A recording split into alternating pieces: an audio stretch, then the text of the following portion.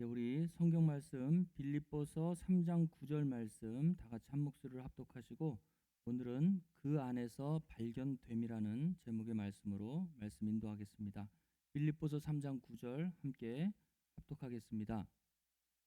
그 안에서 발견되려 함이니 내가 가진 의는 율법에서 난 것이 아니요 오직 그리스도를 믿음으로 말미암은 것이니 곧 믿음으로 하나님께로서 난 의인이라. 아멘. 메리 크리스마스. 메리 크리스마스라는 이 뜻은 기쁜 성탄이라는 뜻입니다. 예수님께서 이 땅에 오심은 자기 백성을 찾아 구원하시기 위해서 오셨다고 마태복음 1장에서는 말씀하고 있습니다. 그런데 예수님의 입장에서는 그렇고요. 백성의 입장에서는 어떨까요? 백성의 입장에서는 예수님을 통해서 자기가 하나님의 백성인 것을 알게 되는 것입니다. 예수님이 오지 않았으면 우리가 하나님의 백성이라는 것을 알 수가 없죠. 물론 그 전에 예수님 이전에 선택받은 히브리 민족들, 유대인들이 있었지만 그것은 지역에 국한되어 있었고 예수님을 구주로 영접하지 않았습니다. 그래서 하나님께서는 온 지구에 믿는 모든 하나님의 권속들에게 예수 그리스도를 통해서 자기가 하나님의 백성인 것을 알게 하시기 위한 가장 크고 기쁜 날이 바로 2000년 전 내일입니다. 오늘은 크리스마스 이브죠. 그래서 크리스마스는 내가 하나님의 백성인 나의 정체성을 알게 하시기 위해서 오신 날이기도 합니다. 그래서 오늘은 그 안에서 발견됨이라는 제목의 말씀으로 우리가 말씀을 증거할 텐데 그는 바로 예수 그리스도죠. 그래서 예수 그리스도 안에서 내가 발견되어질 때에 내가 하나님의 백성이라는 것을 알게 되어지는 것이죠. 성경은 참 재미있게 내가 모든 사람들, 인간은 하나님의 후손인데 하나님의 후손인 인간들이 하나님을 찾지를 않아요. 희한해요. 하나님이 자기 자신을 계시해 주어야지만 인간들은 하나님을 알 수 있게 하나님께서는 그런 원칙을 만들어 놓으신 것입니다. 즉 아버지 하나님이 자기 자신을 나타내 주지 아니하시면 세상 누구라도 하나님을 알 수 없어요. 그래서 하나님이 자기 자신을 계시하는 방법이 크게 두 가지가 있으니 하나는 일반 계시, 자연 계시라고 이야기하고요. 두 번째는 특별 계시, 바로 성경이라고 얘기합니다. 그래서 오늘은 자연 계시에 대한 내용을 잠깐 여러분들하고 말씀을 나누겠는데요. 하나님께서 자신을 사람에게 나타내시는 방법 중에 하나가 바로 일반 계시, 자연 계시입니다. 이 자연 계시를 루이스 뻘콥이라는 사람이, 이 루이스 뻘콥은 바로 칼빈주의 개혁주의 신학자입니다. 이 루이스 뻘콥이라는 사람이 이 자연 계시를 통해서, 일반 계시를 통해서 얻는 유익이 몇 가지가 있는데 그것을 네 가지로 요약을 했습니다. 첫 번째는 이 자연 계시, 일반 계시, 이 계시를 통해서 이방 종교들, 물론 기독교도 마찬가지입니다. 이방 종교 및 여러 종교들이 그 종교의 기틀, 그 종교적인 그 기본을 확립하는데 가장 중요한 것이 바로 이 일반 계시다라고 얘기하고 있습니다. 이제 문자를 쓰니까 어려운데 쉽게 얘기하면 하늘, 땅, 우주, 자연 이런 질서를 통해서 하나님이 계시다는 것을 알려주시는 것이에요. 해가 동쪽에서 떠서 서쪽으로 가는 것은 이건 누구만 알 수 있어요? 사람이 할 수 있습니까? 아니죠. 지구의 자전과 공정을 일으키시는 분이 바로 하나님이시죠. 그래서 이런 우주의 섭리 그리고 하늘, 땅 이런 것들의 변화 이런 것들은 바로 누구만 할 수 있는 거예요? 하나님이 계시기 때문에 할 수 있다고 성경은 얘기하고 있는 것이죠. 그래서 이거를 통해서 이방 종교도 만들어진 것이고 하나님의 백성들도 이것을 통해서 하나님이 계시다는 것을 알게 되는 것입니다.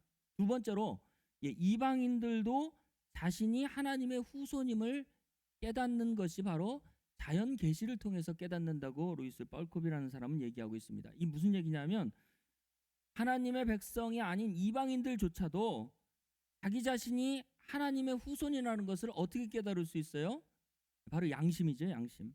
인간의 양심과 도덕적 의식을 통해서 내 안에 선한 것을 발견하고 이것이 하나님이 우리에게 주신 마음이다 라고 세상 사람들도 선과 악을 양심에 따라서 기준을 가지고 선과 악을 구분하고 그것으로 법을 만들어 가지고 형법과 민법으로 죄인과 의인을 나누는 것입니다.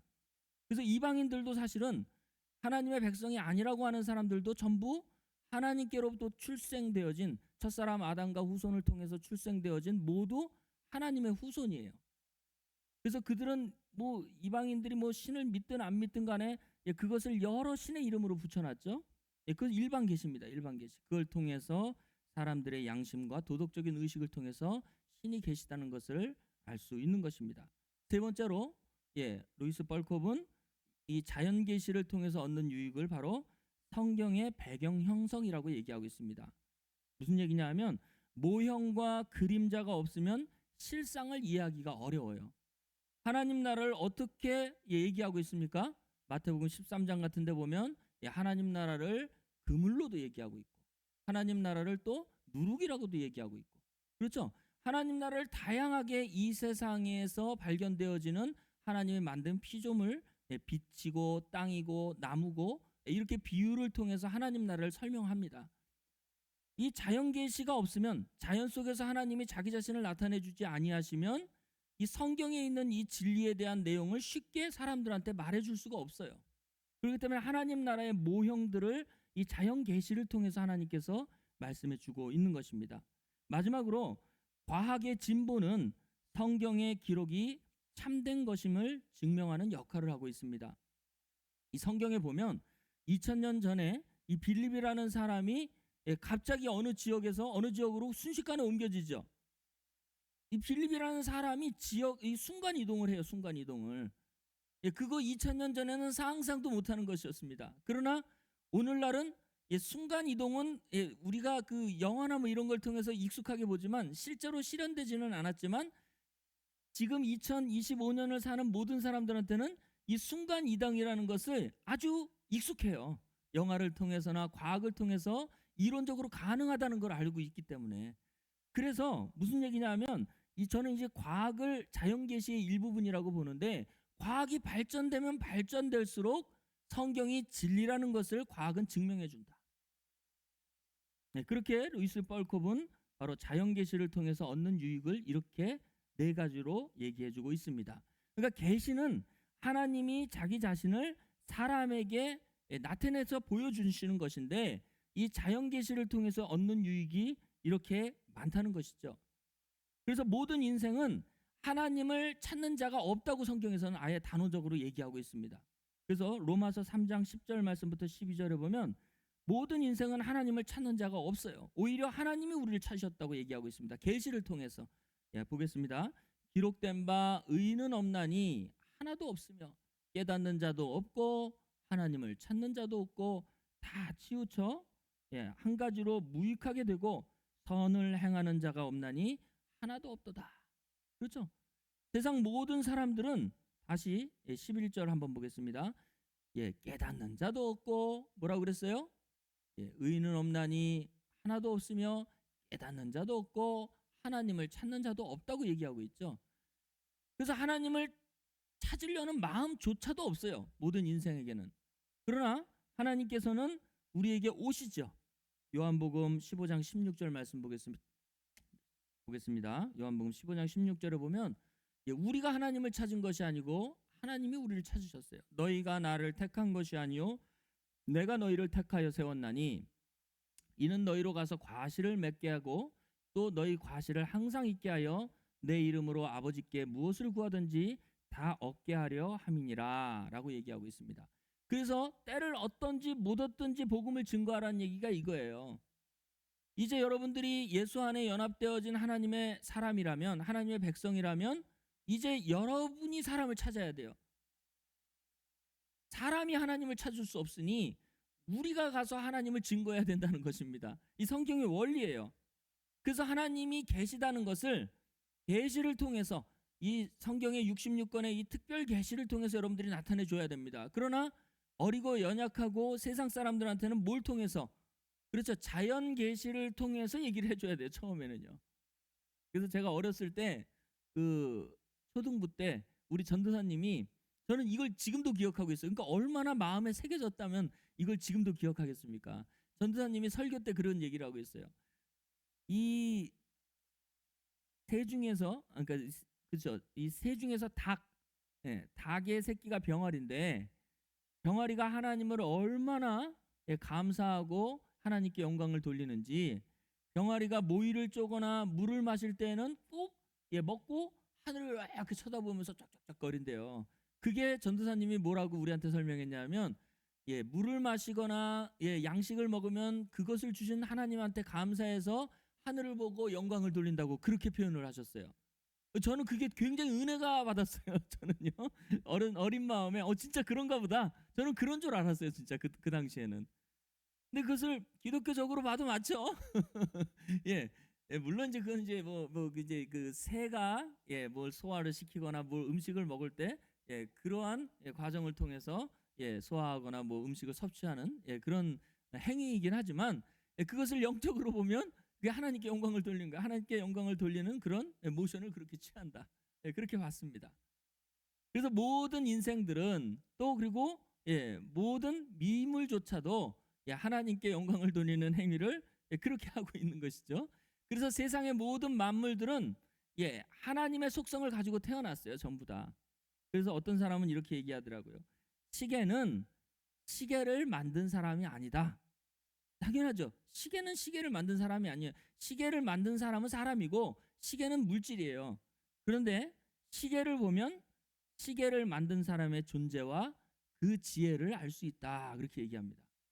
그러니까 시계는 시계를 만든 사람이 아닌데, 시계를 보면은 그 시계를 만든 사람의 그 존재와 지혜가 얼마나 훌륭하고 탁월한지 그 시계를 통해서 알 수 있다고 얘기하는 것이죠. 마찬가지예요. 세상 모든 만물을 통해서 하나님을 알 수 있는 것이에요. 하나님을 알 수 있고 하나님이 계시다는 것을 우리가 세상 만물을 통해서 알 수 있는 가장 좋은 자료가 세상의 모든 하나님께서 창조하신 만물들이다. 그렇게 볼 수 있는 것입니다. 제가 한 10년 전에 지난 교회에 있을 때 본당과 교육부가 장소적으로 나눠져 있었어요. 근데 우리 아들이 정수인데, 이 정수가 그때 초등부였어요. 그래서 7살인가 8살 정도 초등부였는데, 그 정수를 어렸을 때부터 봤던 여자 목사님이 계셨어요. 근데 그 목사님은 이 주일날도 그 교육부에 가서 일을 하셨어요. 그래서 정수를 아기 때부터 봤어. 막 그냥 1살 때부터 와가지고 7살 때까지 봤어요. 근데 어느 날 본당에 와가지고 저를 이렇게 딱 보더니 그 목사님이 하시는 말씀이, 야 이거 붕어빵이네. 그렇게 얘기하면서 뭐라고 얘기하냐면, 목사님이 정수를 빼다 박았네요. 딱 닮았네요. 그렇게 얘기하더라고요. 목사님이 정수를 꼭 닮았네요. 그렇게 얘기하더라고요. 그래서 저는 딱 캐치를 했어요. 근데 그분이 민망할까봐, 제가 정수를 많이 닮았죠? 그리고 웃으면서 이제 나왔습니다. 근데 집에 와서 생각을 해보니까, 아빠가 아들을 닮은 건가요? 아니면 아들이 아빠를 닮은 건가요? 당연히 아들이 아빠를 닮은 거죠. 아들은 아빠를 닮을 수밖에 없습니다. 그래서 아들을 보면 그 아버지를 알 수 있는 거예요. 우리는 하나님을 아버지라고 부르는데, 주님 안에서 우리를 보면 우리에게서 하나님의 형상이 보입니까? 그래서 요한복음 14장 8절 9절 말씀 보면 빌립과 예수님의 대화가 나오는데 한번 보겠습니다. 빌립과 예수님의 대화를 한번 같이 보겠습니다. 요한복음 14장 8절 9절 말씀 보겠습니다. 빌립이 가로되 주여 아버지를 우리에게 보여주옵소서. 그리하면 족하겠나이다. 예수께서 가라사대 빌립아 내가 이렇게 오래 너희와 함께 있으되 내가 나를 알지 못하느냐? 나를 본 자는 아버지를 보았거늘 어찌하여 아버지를 보이라 하느냐라고 얘기하고 있죠. 성경에서 하나님은 본 사람이 없다고 예수님은 얘기하고 있습니다. 그런데 그 보이지 않는 하나님이 누구로 나타났어요? 성자 예수 그리스도 하나님으로 나타난 거죠. 그래서 예수 그리스도를 본 자는 아버지를 봤다고 얘기하고 있죠. 그래서 아까 마치 정수를 본 자는 김기덕을 봤듯이, 김기덕 목사님을 봤듯이, 바로 예수 그리스도를 본 자는 아버지를 봤다고 얘기하고 있습니다. 물론 이제 이것을 세상의 부자 관계적으로 보면 안 돼요. 이건 삼위일체적인 관계로 보기 때문에 더 심오한 부분이기 때문에 더 심오한 부분이지만, 단편적으로 얘기하면 예수 그리스도는 바로 삼위일체, 아버지 하나님과 한 몸이에요. 그렇기 때문에 예수님이 성육신에서 오신 그분을 본 것은 아버지를 봤다고 얘기하는 것입니다. 그러면 여러분들 창세기 1장 27절 말씀 보겠습니다. 창세기 1장 27절에 보면 하나님이 자기 형상 곧 하나님의 형상대로 사람을 창조하시되 남자와 여자를 창조하시고, 그렇게 얘기하고 있죠. 그러면 남자와 여자는 누구의 형상이에요? 그렇죠, 하나님의 형상입니다. 그래서 모든 인류는 하나님의 후손이에요. 사실은요, 하나님께서 남자와 여자를 창조하실 때에 하나님의 형상대로 창조했기 때문에 남자와 여자는 전부 하나님의 후손이고 하나님의 형상입니다. 그런데 이 형상을 왜 자꾸 잊어버리느냐? 죄를 인하여서, 그리고 죽음을 인하여서, 사망을 인하여서 이 형상이 깨지기 때문에 자꾸 잊어버리는 거예요. 사람은 죽죠. 그리고 사람은 자꾸 죄를 짓죠. 그렇기 때문에 하나님의 형상이라는 것을 자꾸 잊어버리고 깨지게 되어지는 것이에요. 그러나 우리에게 요한복음 3장 16절 한번 보겠습니다. 우리가 성경을 한 구절로 압축해봐라. 그러면 요한복음 3장 16절이죠. 하나님이 세상을 이처럼 사랑하사 독생자를 주셨으니 이는 저 안에서 믿는 자마다 멸망치 않고 영생을 얻게 하려 하심이니라. 이제 죄와 사망이 끝났죠. 그러면 우리가 하나님의 형상이라는 것이 불변하는 사랑으로 바뀐 거예요. 어디 안에서? 저 안에서, 하나님의 형상이신 예수 그리스도 안에서 믿을 때에 그 믿지 않는 사람들은 이제 멸망하지 않고 영생을 소유한 사람이 되어진 것입니다. 믿으십니까? 그래서 여러분들은 하나님의 형상이라고 얘기하는 거예요. 그런데 세상 사람들은 하나님의 형상과 나의 형상은 또 다르다고 얘기를 하고 있어요. 그래서 그것을 믿느냐 믿지 않느냐가 별거 아닌 것 같은데 굉장히 중요하고 굉장히 심각한 내용들입니다. 사람들한테 믿어지느냐 안 믿어지느냐예요. 이걸 읽었다고 믿어지는 건 아니에요. 진짜 믿고 사느냐, 그런 얘기예요. 그래서 이 이스라엘 백성들이 항상 성경의 그 지역의 구조를 보면 애굽, 그 다음에 광야, 그 다음에 가나안 땅, 이 세 가지의 구조는 이 세상 끝날 때까지, 마지막 끝날 때까지 변하지 않아요. 이 구조에 대한 이 하나님 아들들의 이 변천사, 변천사는 이것은 이 지구가 끝나는 날까지, 세상 끝나는 날까지 변치 않는 진리입니다. 그래서 고린도전서 10장 11절 말씀 보겠습니다. 고린도전서 10장 11절에 보면 자기의 형상과 존재를 잊고 사는 기간을 이렇게 얘기하고 있습니다. 저희에게 당한 이런 일이 거울이 되고 또 말세를 만난 우리의 경계로 기록하였느니라. 이게 무슨 얘기냐면 고린도전서 10장은 바로 출애굽 사건을 얘기하고 있어요. 한번 찾아볼까요? 1절 2절 한번 잠깐 보겠습니다. 이 11절에 나오는 저희에게 당한 이런 일이 무슨 일이냐? 10장 1절. 형제들아 너희가 알지 못하기를 내가 원치 아니하노니 반드시 알아야 된다. 우리 조상들이 다 구름 아래 있고 바다 가운데로 지나며 모세에게 속하여 다 구름과 바다에서 세례를 받고 다 같이 신령한 음료를 먹으며, 이런 얘기가 나오죠. 이게 바로 출애굽 사건이에요. 그런데 11절 다시 가볼게요. 11절에 가면 마지막 때에도 또 이런 일이 일어난다고 얘기하고 있어요. 저희에게 당한 모든 이런 일이 거울이 되고 말세를 만난 우리의 경계로 기록하였느니라. 경계는 뭐예요? 그 사건을 통해서 내가 깨달으라는 거죠. 그럼 마지막 때에도 출애굽 사건이 또 일어난다는 거예요.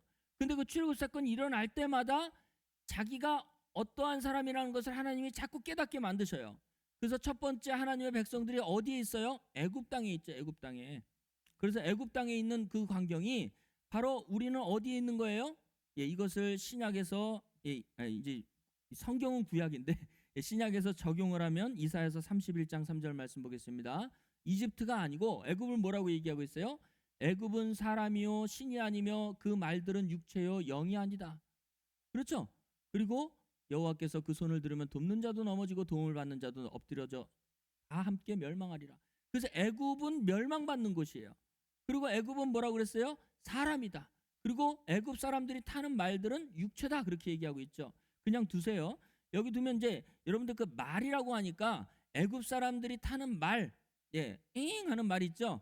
그 자연계의 말, 그렇게 얘기했는데 이건 비유예요. 비유. 무슨 얘기냐면 애굽은 사람이고 그 말들은 육체라고 했을 때 요한계시록 그냥 두세요. 요한계시록 6장 8절에 보면 이 네 가지 말이 나오는데 거기에 말 탄 자들이 나와요. 말 탄다. 그래서 그 타다라는 이 단어를 헬라어로 보면 거주하다라는 뜻을 가지고 있어요. 그러니까 말은 말 위에서 거주한다는 것이죠. 그러니까 애굽 사람들은 말을 타는데 그 말에 거주하는 사람들이다 그런 얘기예요. 무슨 얘기냐면 애굽은 사람이고 육체라는 것은 사람이 거주하는 그 공간이 바로 육체다. 사람이 거주하는 그 집 같은 것이 육체다 그런 얘기예요. 신도 아니고 영도 아니다 그들은. 그렇게 얘기하고 있는 것입니다. 그래서 여러분들이 애굽에 있을 때에는 뭐에 있는 거예요? 어디 속에 있는 거예요? 육체 안에 있는 사람 속에서 여러분들이 살고 있다. 그것을 세상이다 그렇게 얘기하고 있습니다. 여러분들이 잘 알다시피 이스라엘 백성들은 하나님의 선민인데도 불구하고 400년 동안 애굽에서 종살이했습니다. 그래서 백성들의 숫자가 70명에서 야곱의 식솔들 70명이 애굽으로 내려왔는데 400년 동안 200만 명이나 됐어요. 엄청나게 숫자가 많이 불었습니다. 그래서 생활도 종으로 살았지만 고깃가마 곁에서 부족함이 없이 지냈다고 성경은 얘기하고 있습니다. 그래서 히브리인들은 애굽인들이 기르는 가축 같은 삶을 살았는데 거기에 만족하고 살았어요. 그들의 정체성을 잊어버린 거예요. 그래서 어디에서 발견하는 거 이 사람들은 자기 자신을 애굽 사람의 종이라는 것으로 자기 정체성이 굳어져 버린 것이죠. 그래서 그들은 언약의 백성이라는 것도 까먹고 자기의 형상이 하나님의 형상이라는 것도 까먹고 돌아갈 본향이 가나안이라는 것도 잊어버리고 살죠. 그때 하나님께서 그들에게 고역을 바로를 통해서 주시고 그들이 400년 만에 이제 400년 만에 하나님께서 아브라함과의 언약을 기억하시사 모세를 통해서 그들을 출애굽시키는 사건을 우리는 잘 알고 있습니다. 그래서 그들은 혈과 육이 풍족하면 거기에 안주하려고 하는 종의 근성, 노예의 근성을 갖고 있는 사람들이에요. 출애굽기 16장 3절 말씀 보겠습니다. 출애굽기 16장 3절에 보면 그들에게 이르되 우리가 애굽 땅에서 고기 가마 곁에서 앉았을 때와 떡을 배불리 먹었을 때 여호와의 손에 죽었다면 좋았거늘 너희가 이 광야로 우리를 인도하여 내어 이 온 회중으로 줄여 죽게 하는도다. 누구한테 얘기하는 거예요? 모세와 아론에게 얘기하는 것이죠. 틈만 나면 모세 아론을 죽이려고 했어요. 돌을 던져서. 근데 뭐라고 그랬어요? 자기들이 애굽에 있을 때 뭐라고 그랬어요? 애굽 땅에서 고기 가마 곁에 있어서 떡을 배불리 먹었을 때 그런데 신부는 뭐예요? 종이든 뭐든 상관없어. 그때 내 정체성이 거기에서 발현이 되는 것이에요. 그래서 이 세상에서 애굽에서 나를 찾으려고 한다면 나의 정체성은 뭐다? 혈과 육이다. 애굽은 사람이요 그 말들은 육체다 했을 때 나의 정체성, 나의 본질은 바로 혈과 육이다라고 정의할 수 있는 것입니다. 그러면 이스라엘 백성들이 이제 애굽에서 탈출을 합니다. 그게 이제 모세를 통해서 탈출을 했는데 그 모세를 통해서 탈출하면 어디로 가요? 광야로 가죠. 광야. 그래서 그 광야를 사도행전 7장 38절에 새 언약에서 뭐로 얘기하고 있어요? 여러분들이 세상에 나오면 이제 광야로 나오게 되는데 시내산에서 말하던 그 천사와 및 우리 조상들과 함께 광야 교회에 있었고 또 우리의 생명의 도를 받아 우리에게 주던 자가 이 모세가 아니냐 그렇게 얘기하고 있습니다. 시내산은 십계명이 반포된 곳이에요. 십계명이. 그 십계명은 율법인데 죄가 있기 전에도 율법이 있기 전에도 죄가 있었지만 율법이 없을 때는 죄를 죄로 여기지 않았습니다. 그런데 율법이 가입하면서부터 죄가 심히 죄되게 하셨다고 성경은 얘기하고 있습니다. 이때부터는 이 율법이라는 것에 이제 매여서 사는 때예요. 세상에서 나와서 좋았는데 세상에서 혈과 육에서 나와서 좋았는데 무슨 이제 과정을 겪어요? 광야 교회 과정을 겪는데 그 광야 교회는 율법이 주장하는 이 죄를 정죄하는 그런 삶을 그런 교회의 삶을 살게 되어지는 것입니다. 그래서 이때에도 자꾸 잊어버려요 자기를. 그래서 출애굽기 32장 1절에서 4절 말씀 보겠습니다. 광야에서 율법을 받았는데도 불구하고 모세가 자 한번 보겠습니다. 백성이 모세가 산에서 내려옴이 더딤을 보고 모여 아론에게 이르러 가로되 일어나라 우리를 인도하여 낼 신을 우리를 위하여 만들라. 이 모세 곧 우리를 애굽 땅에서 인도하여 낸 사람은 어찌 되었는지 알지 못함이니라. 2절 아론이 그들에게 이르되 너희 아내와 자녀의 귀에 금고리를 빼어 내게로 가져오라. 모든 백성이 그 귀에서 금고리를 빼어 아론에게로 가져오매 아론이 그 손에서 그 고리를 받아 부어서 각도로 새겨 송아지 형상을 만드니 그들이 말하되 이스라엘아 이는 너희를 애굽 땅에서 인도하여 낸 너희 신이로라 하는지라. 그렇게 얘기하고 있죠. 그래서 이 아론은 모세의 친형인데도 불구하고 그리고 대제사장인데도 불구하고 하나님의 형상을 잊어버렸어요. 하나님이 어떤 분이라는 걸 잊어버렸어요. 그럼 아론에게 언제 하나님이 자기 자신의 모습을 보여줬느냐? 출애굽기 24장 11절. 아까는 우리가 32장을 읽었는데 24장에 이미 아론은 여호와 하나님의 모습을 봤다고 얘기하고 있습니다. 24장 11절. 하나님이 이스라엘의 존귀한 자들에게 손을 대지 아니하였고 그들은 하나님을 보고 먹고 마셨더라. 여기에 아론과 70여 장로들, 그렇죠? 70여 장로들이 존귀한 자들로 나옵니다. 하나님을 봤죠. 그렇죠. 하나님을 봤어요. 하나님을 보고 먹고 마셨더라. 물론 하나님의 형상을 본 것은 아니고 하나님이 나타난 현현의 모습을 본 거예요. 뭐 수정 같고 무슨 뭐 이렇게 그런 내용들이 위에 나옵니다. 보석 같은 어떤 그런 하나님의 모습들이 나오는데 그러한 모습을 봤는데도 불구하고 또 잊어버렸어요. 그래서 뭐라고 얘기했어요? 다시 가볼게요. 출애굽기 32장 4절로 가보겠습니다. 32장에 가면 아론은 분명히 24장에서 하나님을 봤는데도 불구하고 아론이 그들의 손에서 그 고리를 받아 부어 각도로 새겨 송아지 형상을 만드니 그들이 말하되 이스라엘아 이는 너희를 애굽 땅에서 인도하여 낸 너희 신이로라. 아론도 잊어버린 거죠. 잊어버린 거예요. 그래서 하나님이 생각나게 하지 아니하면 아론조차도 대제사장 아론조차도 하나님의 형상을 송아지 형상으로 바꿔버리는 것입니다. 그래서 송아지 하면 여러분들 여기는 안 나와 있는데 이 송아지 형상은 이스라엘 백성들이 400년 동안 애굽에 있을 때에 송아지 신이 있었어요. 아페스라는 송아지 신이 있었는데 그 송아지 형상을 떠올린 거예요. 또 하나님의 형상을 이미 봤는데도 불구하고 송아지 형상으로 자기 자신을 낮춰버린 것이죠. 그래서 이 광야에서 나를 찾으려 한다면 나의 정체성은 뭐다? 죄인이다, 죄인. 그래서 이 모세가 내려와 가지고 이제 분노를 하죠. 진노를 해놓고 그 황금 송아지를 갈아 가지고 물에다가 타 가지고 백성들한테 먹으라고 얘기하죠. 그러면서 너희 죄를 네가 마셔라 그렇게 얘기합니다. 그래서 광야에서는 율법이 주장하고 있기 때문에 죄인이라는 이 테두리에서 벗어나지가 못해요. 그러면 이스라엘 백성들이 애굽에서 탈출해서 광야로 갔다가 이제 어디로 들어가요? 이 가나안 땅으로 들어가게 됩니다. 그래서 이 가나안 땅은 바로 천국의 모형이고 예수 그리스도의 예표입니다. 신명기 7장 1절 말씀 보겠습니다. 신명기 7장 1절을 보면 내 하나님 여호와께서 너를 인도하사 내가 가서 얻을 땅으로 들이시고 내 앞에서 여러 민족 헷 족속, 기르가스 족속, 아모리 족속, 가나안 족속, 브리스 족속, 히위 족속, 여부스 족속 곧 너보다 많이 힘이 있는 7 족속을 쫓아낼 때에 그렇게 얘기하고 있습니다. 근데 가나안에 들어가면 거기서 이제 만사 오케이 될 줄 알았는데 무슨 족속이 있어요? 7 족속이 있다 그렇게 얘기하고 있습니다. 그 7 족속을 몰아내야 돼요. 그래서 우리가 예수 그리스도 안에 있지만 성화의 과정을 겪어야 된다는 내용이 바로 이런 얘기예요. 이 신약에서도 고린도전서 3장 1절 말씀 보겠습니다. 고린도전서 3장 1절을 보면 예수 그리스도 안에 있는 자들, 가나안 땅 안에 있는 자들한테 얘기하는 거예요. 형제들아 내가 신령한 자들을 대함같이 너희에게 말할 수 없어서 육신에 속한 자 곧 그리스도 안에서 가나안 땅 안에 있는 너희에게 어린아이 같이 대함과 같이 하노라. 너희가 젖으로 먹이고 밥으로 아니하였노니 이는 너희가 감당치 못하였음이거니와 지금도 못하니라. 너희가 아직도 육신에 속한 자로다. 너희 가운데 시기와 분쟁이 있으니 어찌 육신에 속하여 사람을 따라 행함이 아니리요. 그렇게 얘기하고 있습니다. 그래서 이제 마음의 훈련을 하게 되는 거예요. 마음의 훈련. 그렇죠. 예수 안에 있는데도 불구하고 아직 어리고 연약하기 때문에 육신에 속한 모든 그 소욕이 아직 정리가 안 됐어요. 그래서 성령의 소욕과 육신의 소욕이 이제 전쟁하게 되는데 그것을 신명기서에서는 뭐라고 했다? 7 족속을 내어 쫓아버려라 그렇게 얘기하고 있는 것입니다. 그러면 언제 완전히 내어 쫓아게 되는 거예요? 우리가 성장해야 되는 것이죠. 성장하게 되는 것이죠. 근데 내가 성장하는 게 아니고 그 성장을 만드시는 분이 예수 그리스도 안에서 장성한 분량으로 키우시겠다고 하는 하나님의 언약의 말씀 때문에 우리는 성장하게 되어지는 것입니다. 그러면 이 성장의 포인트가 어디냐?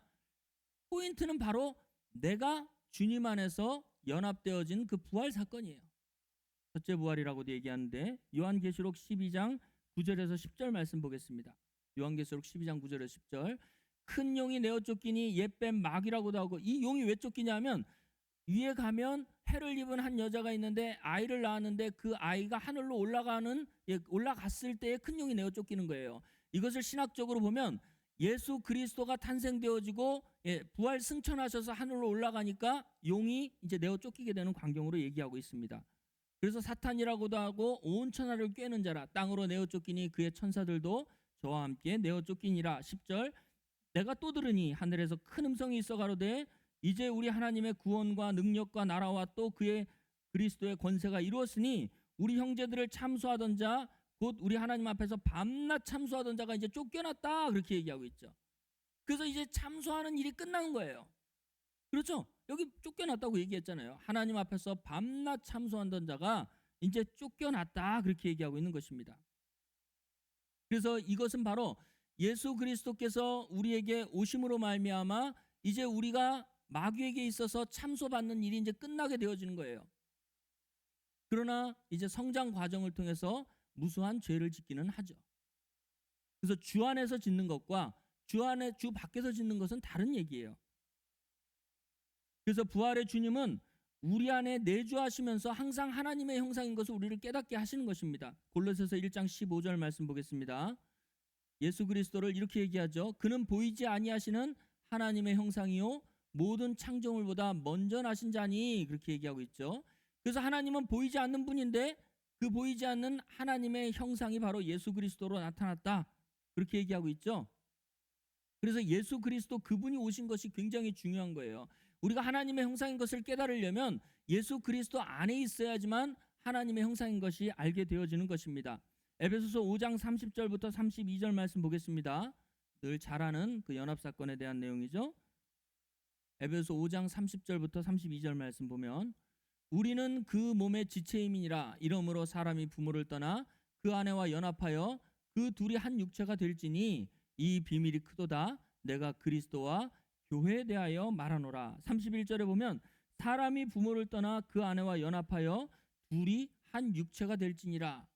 첫사람 아담에게서 뽑아낸 갈빗대가 다시 그 하와가 다시 아담 안에 들어갔듯이 마지막 아담이신 예수 그리스도께서 우리에게 오셔서 신비스러운 연합사건을 통해서 하나의 육체가 되어지면 우리가 하나님의 형상인 것을 알게 되어지는 것이죠. 그래서 고린도후서 3장 18절 말씀 보겠습니다. 고린도후서 3장 18절에 보면 우리가 다 수건을 벗은 얼굴로 거울을 보는 것 같이 주의 영광을 보매 저와 같은 형상으로 화하여 영광으로 영광에 이르니 곧 주의 영으로 말미암음이니라. 굉장히 중요한 얘기예요. 우리가 다 수건을 벗은 얼굴은 바로 율법의 그 정죄, 율법의 정죄가 이제 우리에게 끝난 것이에요. 이 앞뒤 문맥을 보면 모세에게 그 수건이 덮였던 것은 없어질 것의 영광이라고 얘기했습니다. 그러면 수건을 벗으면 이제 영존할 것의 영광이 드러나게 되어지는 것이죠. 그래서 거울을 보는 것 같이 주의 영광을 보니까 저와 같은 형상으로 우리가 다 변화가 되어졌는데 영광으로 영광이 이르니 주의 영으로 말미암음이니라, 그렇게 얘기하고 있습니다. 그래서 여러분들을 빌립보서 1장 11절에서는 뭐라고 얘기하고 있어요? 여러분들을 예수 그리스도 안에서 여러분들을 이렇게 얘기하고 있습니다. 예수 그리스도로 말미암아 의의 열매가 가득하여 하나님의 영광과 찬송이 되게 하기를 구하노라, 그렇게 얘기하고 있습니다. 주님 안에서 나를 찾으려 한다면 나의 정체성은 하나님의 형상으로 종결되어지고 있는 것입니다. 하나님의 아들은 지금 형편이 어떻든지 간에 하나님의 아들이라는 것이 변치 않아요. 우리가 설사 그 성화의 과정 속에서 넘어지고 자빠지고 엎어지고 난리 나지만 우리를 항상 붙들어 주시는 성령 하나님을 통하여서 아버지 하나님께서 주의 장성한 분량으로 우리를 성장시키겠다는 그 언약의 말씀이 있기 때문에 예수 그리스도께서 우리의 믿음이 떨어지지 않게 항상 기도하신다고 성경은 얘기하고 있습니다. 말씀을 마무리하겠습니다. 오늘 말씀을 전한 내용을 빌립보서 3장 4절부터 9절에서는 애굽, 그 다음에 광야, 그 다음에 가나안, 이렇게 세 가지를 바울이 자기 자신의 삶을 통해서 이렇게 얘기하고 있습니다. 먼저 바울도 애굽에 있었을 때 이렇게 얘기하고 있죠. 빌립보서 3장 4절에 그러나 나도 육체를 신뢰할 만하니, 아까 애굽은 육체라고 그랬죠. 육체를 엄청 신뢰할 만하는데 만일 누구든지 다른 이가 육체를 신뢰할 것이 있는 줄 생각하면 나는 더욱 그러하도다. 왜냐하면 난 태어날 때부터 이런 사람이니까. 그러나 뭐라고 그랬어요? 그러나 내가 8일 만에 할례를 받고, 이거는 사도 이 바울이 사울일 때에 그 부모가 유대인이니까 할례를 받은 거예요. 자기가 무슨 의지로 받은 게 아니에요. 그래서 태어날 때부터 이런 거죠. 내가 8일 만에 할례를 받고 이스라엘 족속이고 베냐민 지파요, 히브리인 중에 히브리인이요, 율법으로는 바리새인이요. 물론 이 바리새인은 이제 공부해서 바리새파에 들어가서 받은 거지만, 어쨌든 여기까지는 출생에 의해서 나의 정체성을 얘기했을 때 바울이 이것을 자랑하려고 했는데, 옛날엔 자랑했는데 이제 이건 자랑거리가 안 된다. 그래서 이제 두 번째는 아까 어디로 갔어요? 애굽에서 광야로 가죠. 광야는 율법이 선포되는 곳이에요. 자, 3장 6절 보겠습니다. 열심으로는 교회를 핍박하고 율법의 의로는 흠이 없는 자로다. 그렇죠? 율법의 의로는 흠이 없어요. 그래서 광야 생활 속에서는 율법의 지배를 받게 되는 것입니다. 그러나 그 죄의 문제가 해결이 안 돼요. 그런데 7절부터는 이제 그리스도 안에서의 광경을 얘기해 주고 있습니다. 그러나 무엇이든지 내게 유익하던 것을 그리스도를 위하여 다 해로 여길 뿐더러 또한 모든 것을 해로 여김은 내 주 그리스도 예수를 아는 지식이 가장 고상함이니라. 내가 그를 위하여 모든 것을 잃어버리고 배설물로 여김은 그리스도를 얻고, 3장 9절 보겠습니다. 그 안에서 발견되려 함이니 내가 가진 의는 율법에서 난 것이 아니요 오직 그리스도를 믿음으로 말미암는 것이니 곧 믿음으로 하나님께로서 난 의인이라, 그렇게 얘기하고 있습니다. 그래서 이제는 이 바울이 누구를 통해서, 이 혈과 육에서 나를 발견하는 것도 아니고 율법에 의해서 발견되어지는 것도 아니고 누구 안에서? 바로 예수 그리스도 안에서 발견되어지는 것인데, 나는 항상 예수 그리스도 안에서 발견되어지는데 믿음으로 하나님께로서 난 의, 그 의의 공로를 통해서 내가 발견되어진다, 그렇게 얘기하는 것입니다. 그래서 그리스도를 아는 지식을 가장 고상하게 여기고 사는 바울은 무엇이든지 내게 유익하던 것을 내가 그리스도를 위하여 다 해로 여길 뿐더러 또한 모든 것을 해로 여김은 내 주 그리스도 예수를 아는 지식이 가장 고상함을 인함이라고 계속 강조해주고 있는 것입니다. 그래서 현재 그리스도와의 연합을 통해서 마지막 때에 영원한 부활의 소망을 가지고 이제 바울은 소망을 가지고 산다고 빌립보서 3장 9절부터 11절에 얘기하고 있습니다. 이 말씀 읽고 마치겠습니다. 그 안에서 발견되려 함이니, 사도 바울이 예수 그리스도 안에서 신비적인 연합을 통해서 매일매일 자기가 발견되어지고 자기의 정체성이 여기서 드러나는데, 내가 가진 의는 율법에서 난 것이 아니고 오직 그리스도를 믿음으로 말미암는 것이니 곧 그리스도로 믿음으로 하나님께로서 난 의인이라. 그러면서 내가 그리스도와 그 부활의 권능과 고난의 현재 참여함은, 이건 현재 사건이에요. 그의 죽으심을 본받아 어찌하든지 죽은 자들 속에서 부활에 이르려 하노니. 그렇죠? 그래서 이제 이거는 미래 사건을 얘기해 주고 있는 거예요. 이제 부활을 얻었다함도 아니고 온전히 이루었다도 아니고 내가 표대를 향해서 간다, 그렇게 얘기하고 있는 것입니다. 그래서 그 부활의 권능은 예수 그리스도를 통해서, 연합 사건을 통해서 그가 영생을 얻는 것으로 이제 현재 사건으로 마무리되어졌고, 이제 뭘 통해서 간다? 뭐를 향해서 간다? 이제 최종적으로 영화로운 그 마지막 때에 부활이 나에게 기다리고 있다라는 것을 소망을 두고 간다고 말씀하고 있는 것입니다. 우리 사랑하는 다솜교회 성도 여러분, 이제 크리스마스가 바로 내일이죠. 내일 다 같이 모여서 우리 주님의 탄생을 여러분들이 기뻐하면서 찬양을 할 것입니다. 그때마다 내가 그 안에서 발견되기를 원한다. 그렇죠? 믿음으로 말미암는 하나님의 의가 나에게서 적용되기를 바랍니다. 그래서 내가 항상 애굽에서 세상 사람들을 통해서 나의 정체성을 발견하는 것도 아니고 율법에 의해서 나의 정체성이 발견되는 게 아니고 항상 하나님의 의이신 예수 그리스도를 통해서 내가 발견되기 원한다. 그리고 또 이 발견된 것을 또 전파해서 똑같은 하나님의 자녀들이 만들어지길 원한다라는 그런 소망을 가지고 여러분들 살아가시고 내일 같이 즐거운 마음으로, 행복한 마음으로 우리 같이 크리스마스 예배를 드리시기를 주의 이름으로 축원합니다.